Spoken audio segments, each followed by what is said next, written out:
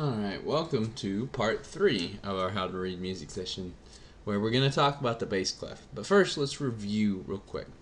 Also, if you haven't watched the first 2 videos, please make sure that you do these in sequence, because they're going to go in a sequential order. And if you feel like you've forgotten, for instance, what this right here is, and how long it lasts, please revisit either the part 1 or the notes and rhythms review after this video, so that way you can have those basic elements firmly in your brain. So, as a quick reminder, the staff is 5 lines and 4 spaces, which are numbered from bottom to top. First line, first space, second line, second space, third line, third space, etc., etc. So, if I were to put the half notes here, I could put a half note on, for instance, line 5, or line 3, or space 3, or space 1. Okay? And in each case, it counts up from the bottom. The higher it is on the staff, the higher it's going to sound. The lower it is on the staff, the lower it sounds. So you can hear as those descend down the staff, they go lower, and then when they're close together on the staff, like here from the third line to the third space, that there's not a big difference in sound. You hear those 2 notes are actually close to each other. So it's important we have this concept down, because even though clefs may change the letters, they won't actually change the idea of how the staff works. The higher the staff, the higher the sound. The lower the staff, the lower the sound. So, let's look at our bass clef for a moment. Now, when we did treble clef, we remembered that the lines and the spaces all had individual letters from our musical alphabet. How many letters are in our musical alphabet, by the way?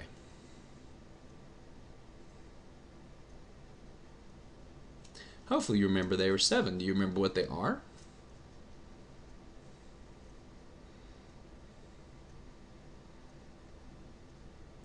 It's pretty straightforward. It's actually right here in front of you on the screen. A, B, C, D, E, F, G. And then it starts over again at A. Or if it's going backwards, it starts over again at G. The higher you go in the staff, the more forwards you go in the alphabet. So, starting here on this A, if we go up 1 line or space, not skipping, but directly, so we went from a space to a line, we go from A to B, then a line to another space, B to C, etc., etc. So as you go up, not skipping any lines or spaces, but hitting every single one of them, you'll go forwards in the alphabet. When you go down in a staff, you go lower from a higher note to a lower, you go backwards in the alphabet to totally mess with your brain. So, the treble clef told us where G was. It told us that G was on the second line, and when our lines were every good boy does fine, and our spaces were face, F-A-C-E. Okay? What a clef does is tell you, once again, which lines and spaces are tied to which letters. The bass clef gives a different set of letters for the same lines and spaces. So if you look here, our bottom line is no longer E. It is now G. So two different systems of doing this. So our lines now are G and B and D and F and A. Or, if we want to think about it, good boys deserve fudge always, if you need a sentence. So G, B, D, F, A correspond with our G, B, D, F, and A for our lines. Okay?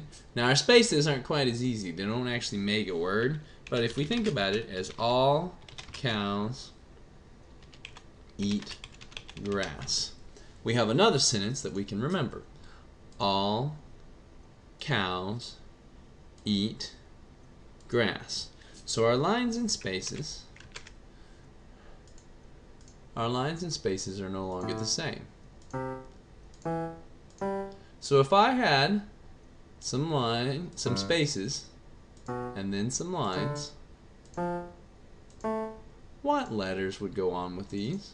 What would be the letter I would have to type right here? Now, if you have to rewind the video to double check it, it's okay. But I want you to really think it through. What line, what space, and what letter are tied together in our bass clef?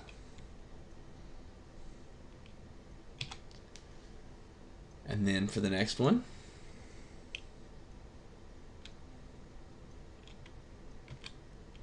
and then what do all cows do? That's right, they eat. And what do they eat? Oh, I messed that up, didn't I? They eat grass. I guess technically alfalfa would be a kind of grass, but now I'm just getting tired and rambling. Good. What? Boys deserve fudge always. So we have our spaces, A, C, E, G, all cows eat grass, and our lines. Good boys deserve fudge always, or G, B, D, F, A. Oops, went too far. So as we're thinking about this, let's just kind of fill in a couple together, because this is a little tricky since it's different than what we did in the last video. The last video was focusing on treble clef, and it's very important to understand that the treble clef and bass clef take the same 5 lines and 4 spaces, but assign different letters to them. It would be like if you know how to type, starting your fingers on the A, S, D, F keys one time, and starting them on the Q, W, E, R, T key row a second time. The keyboard is still the same, but your fingers are starting in different places. So what letter would go right here if this were bass clef? It's the 3rd space, so think through your spaces. All cows eat. Good. So we have an E. And what will we put here? It's 1 above E, and when we go up in the staff, we go which way in the alphabet? That's right, forward. So even if you were having a hard time remembering your good boys deserve fudge always, if you know this is E, and you know this is the very next line, it has to be 1 letter forward in the alphabet. A, B, C, D, E, F. Oh, we already got it. Boom. What about the bottom space?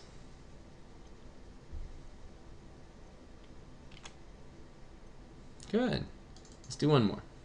And the top line, the 5th line.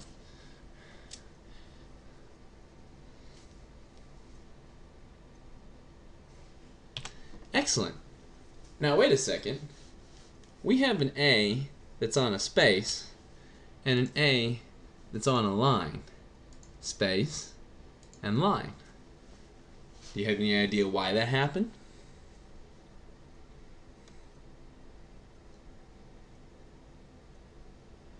Think about it this way.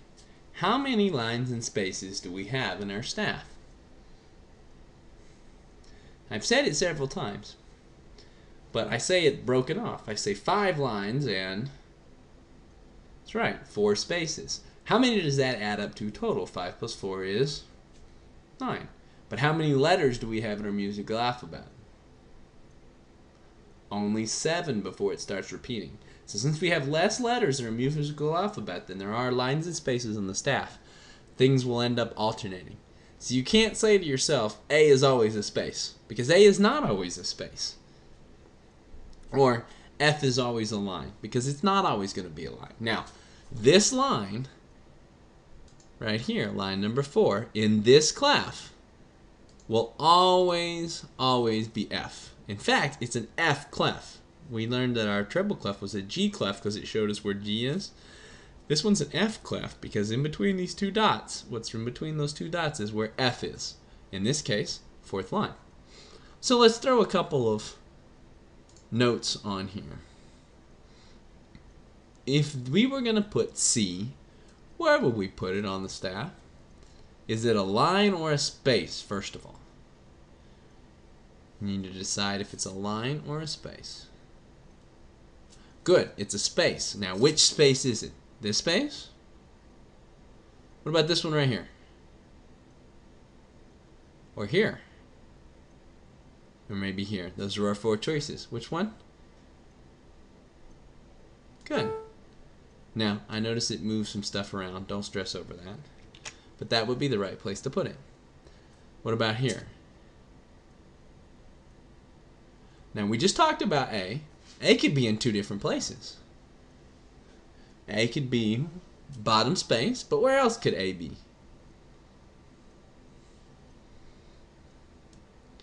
That's right, the top line. Very good. So, each one of these, and that will happen to every letter. There's at least another spot where it can go, although we may not have learned them all yet. Keep in mind that these letters will repeat lots of times, because songs have more than just 7 notes in them. So we have to have other notes in other ways that we're going to talk about. But just as a real quick conceptual thing, when we have an A, and then we get to another A, those notes are 8 notes apart, because there's 7 notes in our musical alphabet, right? A, B, C, D, E, F, and G. And then when we start over again in A, that's the 8th note. And so we call that an octave, which is a prefix that stands for 8. So it's a space of 8, also known as octave. And it's spelled, just in case you need to see it, it's spelled like that. So octave is a space of 8, and that's when the letters repeat themselves. So the bass clef is the exact same concept as the treble clef, but it requires a little bit more understanding of the fact that you're changing the letters around, because each note is going to be still assigned to a spot on the staff depending on the clef. Now, the biggest difference between these is one of pitch. So if you think back to when you had treble clef, we were talking about how the notes were higher or lower. Okay, so a note that's higher up on the staff, let's go down here, start a new line, is higher in sound than a note that's lower. But bass clef notes as a whole are lower than treble clef notes. So let's put this into a little bit of a sound context. If I start on A, B, C, D, E, F, G, A, and I go up and do the lines and spaces on the staff, but then I change clefs, all of a sudden, now I've got a treble clef, and I do the exact same thing.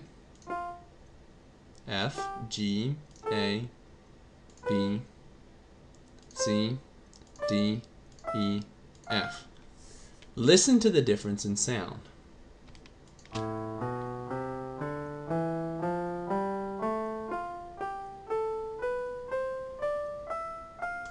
So the treble clef notes are how we can write a bunch of notes that are going to sound higher. And the bass clef notes are how we can write a bunch of notes that are going to sound lower. And that's actually where clefs came from. They came from trying to keep music to where notes are relatively kind of in the staff for instruments that sound very different. So it's important to understand conceptually, to understand the idea behind what a clef does. So a clef is going to give us A, or B, or C, or D. That's much lower than the A, which is in a different spot, B or C or D of the treble clef. They're separated that way. So if you're thinking about it in terms of a piano, you can safely think about it of, here is our treble clef, A, B, C, and D. Here, or even truthfully farther down, would be our bass clef, A, B, C, and D. So the space between here and here is a big space on the keyboard. And it's a big space in terms of pitches. An A in the treble clef is going to sound noticeably higher than an A in the bass clef. So it's easy for us to keep in mind that the bass clef is going to mean lower sounds, and the treble clef is going to mean higher sounds as we go across. And each one makes each line and space have a different letter. Now there are other clefs. If you were really paying close attention, although I'll bring it back up. When I bring up the clef menu, there's lots of different options. Okay? And these things will be things we can address much, much later if we need to. But the two we need to know for the purposes of understanding the basics of music theory are treble clef and bass clef, and then understand what the clef does, because those other clefs, all they do is more of the same thing, is tell you which lines and spaces have which letters assigned to them. So if you understand that the clef does that, and you know which clef does what, that the treble clef or G clef tells you that the lines are every good boy does fine, and face, and the bass clef or the F clef tells you where F is, and you have good boys do fine always, and all cats eat grass, or good boys deserve fudge always, if you happen to be a chocoholic, or whatever thing you want to make up. All country Elvis grows. I don't know.